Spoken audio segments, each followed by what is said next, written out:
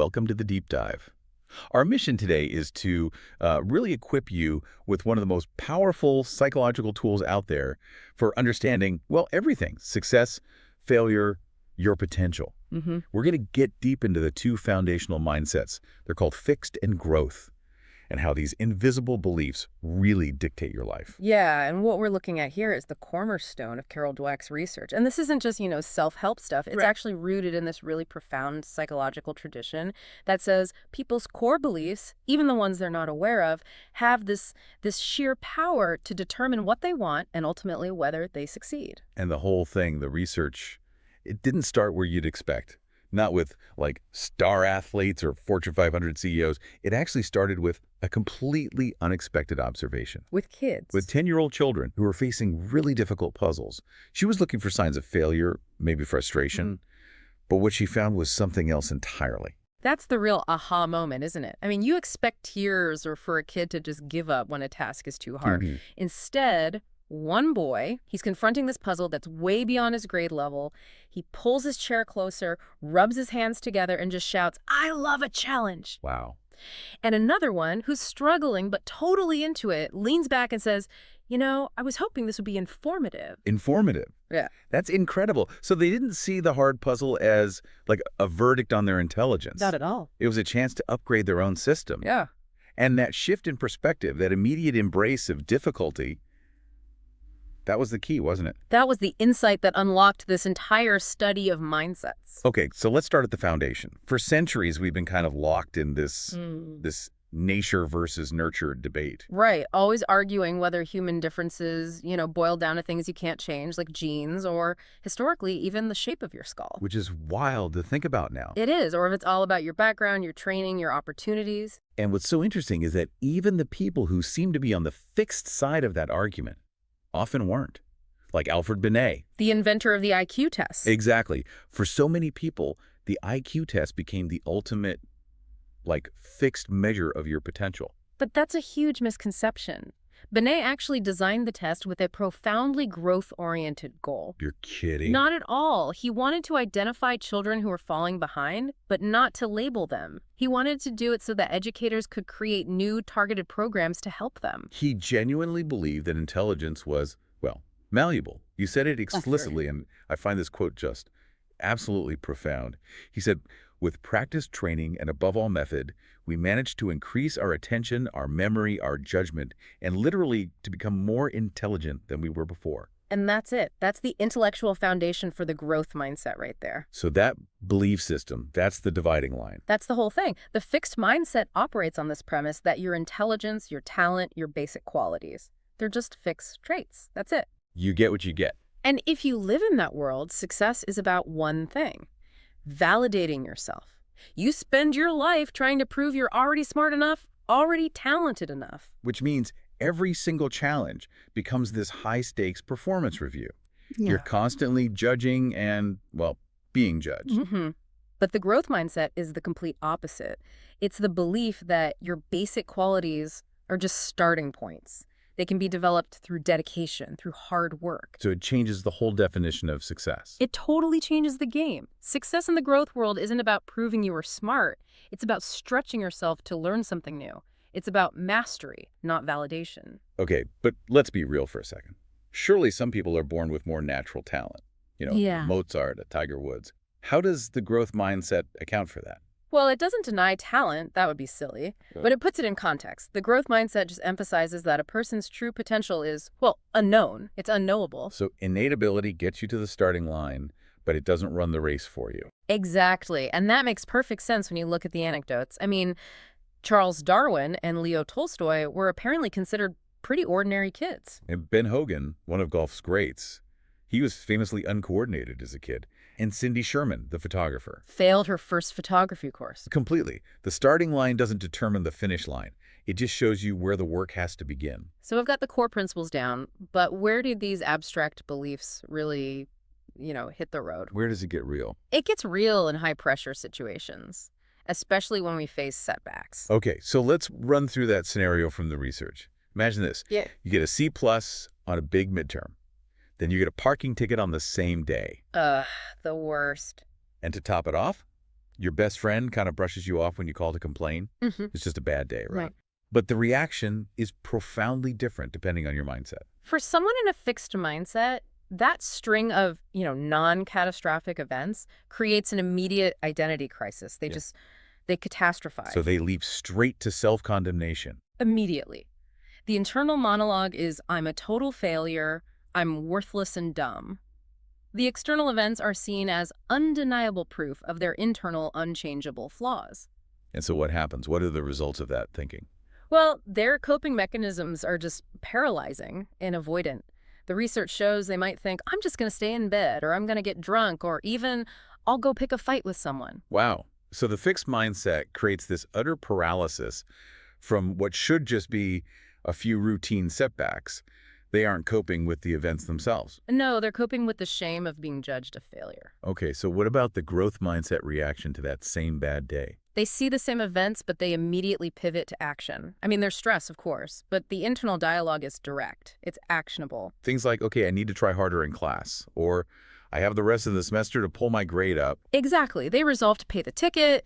They figure they'll work things out with their friend later. The stress just doesn't stick because the events are seen as temporary, actionable problems, not permanent judgments. And this whole difference really hinges on the perception of one thing: effort. Oh, absolutely. For the fixed mindset, effort is practically a moral failing. Because if you were truly smart, you wouldn't need effort. It's a sign of weakness. It's a sign you lack talent. And this leads to what Dweck calls the talent burden.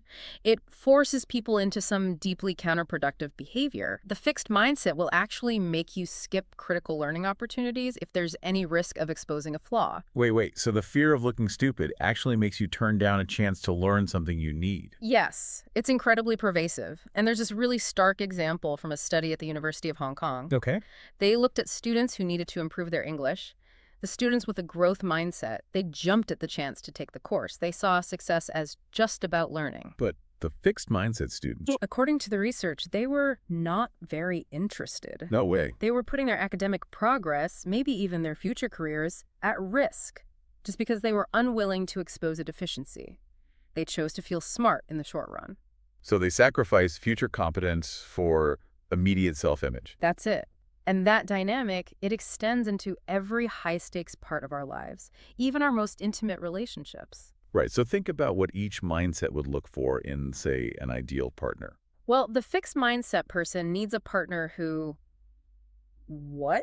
Puts them on a pedestal? Makes them feel perfect, Yeah. essentially worships them. Yeah. Someone who just enshrines their fixed existing qualities. Yeah, they're looking for affirmation, not collaboration. And that setup is just inherently fragile because, well, people aren't perfect. But the growth mindset person. They want a partner who will challenge them to become a better person, Yeah. who sees their faults and actually helps them work on them. They're not looking for a trophy. They're looking for a collaborator in their own development. You can see this play out so dramatically in the world of professional sports. I mean, the source material offers these perfect foils. John McEnroe and Michael Jordan. McEnroe, immense natural talent, but he was often so fixed in his thinking, when things got tough, he'd look for excuses. The bad sawdust, a fever, the humidity. Anything but himself. Yeah. And he'd avoid situations where his talent might be questioned. Like that classic example where he smashed a guitar after losing a mixed doubles match. And then refused to play mixed doubles again for 20 years. 20 years. He just avoided the source of the failure entirely. It's the exact same pattern as the students avoiding the English class. For someone with a fixed mindset, natural talent should be enough. It shouldn't need help. Right. And then you look at Billy Beane as a player. Huge natural talent, but he, quote, did not know how to fail. When things went wrong, he broke things. His whole identity was tied up in effortless success. Yet you contrast that with Michael Jordan. Oh, a legendary growth champion. Even at the absolute height of his fame, his practice was dogged. He was constantly working on what he saw as his weaknesses. He was always trying to upgrade his genius. He sought out the challenge. He didn't run from it. And Jackie Joyner-Kersee, another great example. She started out finishing last in her events. But she improved so dramatically through sheer work. And she famously said that she derived just as much happiness from the process as from the results. The journey itself was the reward. Right. And this completely reframes how we think about fields we often dismiss as pure God-given gifts, like, say, artistic creativity. Yeah, the source material brings up Betty Edwards' drawing course. It's designed for people who think they have zero artistic ability. None. Yeah, results are stunning, right? Remarkable. In just 5 days, students get these incredible results, not because they magically gain talent, but because they learned specific seeing skills. How to perceive edges, spaces, light, shadow. Exactly. It turns out that artistic ability isn't some fixed magical gift. It's a cluster of highly learnable skills that anyone can acquire. So what happens when these mindsets scale up, into an entire organization? The stakes get incredibly high. Oh, yeah. This is where you see the fixed mindset leader. They often operate on what's called the genius with 1,000 helpers model. Like Leah Kaka or Chainsaw Al Dunlap, or even the leadership at Enron. Their whole focus is on validation and proving their superiority. The company is just a stage for their own brilliance. Exactly. And it leads to really self-defeating behavior. Ikaka, for example, spent huge amounts of company money on his own public image instead of long-term innovation. And Dunlap just used shareholder profit as a yardstick for his superstar status, which destroyed long-term value. Right. These are cultures built on fear, where mistakes have to be hidden because they reflect badly on the fixed talents of the leader. But in contrast, you have the growth mindset leader, someone like Jack Welch at GE. He was constantly trying to improve himself in the organization. Welch famously shifted his hiring. He stopped caring so much about academic pedigrees and started looking for inner hunger. He knew the growth mindset was the most valuable trait. So he deliberately created an environment that valued learning and growth, even if it meant admitting mistakes. And you can see the results so clearly. In these cultures of development, employees report way more trust, empowerment, and commitment. Why? Because they're not constantly being judged or tested. They're being nurtured. Whereas in the cultures of genius, everyone feels like they have to constantly look smart, which just leads to stagnation and avoidance. Okay, so this brings it all back to us, to personal application. Because we're all a mixture of both mindsets, right? We absolutely are. The challenge is recognizing when that defensive, fixed mindset voice shows up and then gently guiding it toward growth. So the source material suggests a 4-step journey for this. Step 1 is just acknowledge it. See the fixed mindset when it shows up. You might even say to yourself, oh, that defensive reaction, that's the fixed mindset talking. And step 2 is awareness. You have to identify your personal triggers. What are the situations that immediately make you feel judged? A performance review, maybe? Or a new project where you're afraid you'll look like you don't know what you're doing. Knowing your triggers is half the battle. Then comes step 3, which is kind of fun. Name your persona. Right. Give your fixed mindset voice a name, like Gertrude or Dumping Dan. Naming it is brilliant because it externalizes that critical voice. It stops being you who's a failure, and it starts being Gertrude who's panicking about a challenge. You can just observe its silly, fear-based suggestions without judging yourself. And then finally, step 4, educate it.